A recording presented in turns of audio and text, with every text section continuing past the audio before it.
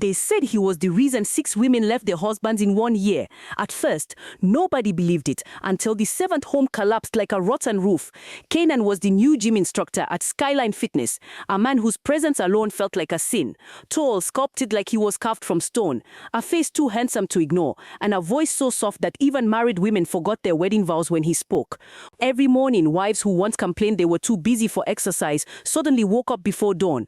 They rushed to the gym with makeup on, wearing their best leggings, smiling like schoolgirls meeting a crush. Their husbands complained, but the women insisted it was just fitness, yet none of them came home the same. At first, the men whispered among themselves.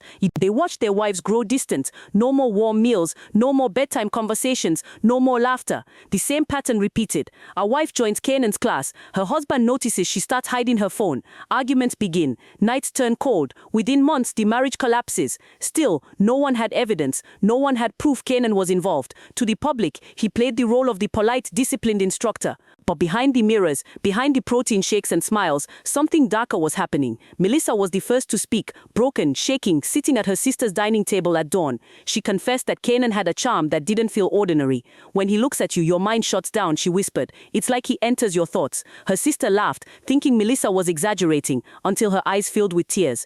It wasn't normal, Melissa insisted. No matter how much I told myself to stop, I always went back. I felt trapped, addicted, like I wasn't the one controlling myself. But by the time she spoke those words, it was already too late. 3 more marriages had shattered. Soon the rumors spread like wildfire. Women avoided mentioning the gym in front of their husbands. Men glared at Kanan each time he stepped out of the building. And the wives, they defended him as if he were a god. Kanan is not the problem, they argued. You're insecure, you're overthinking, you're jealous. Every excuse poured out like water. Yet behind closed doors, more weddings rings were removed, more homes fell silent, and more husbands slept alone. But the turning point came the day Evelyn collapsed in the parking lot. Evelyn, the pastor's wife. Evelyn, the woman everyone believed was unshakable.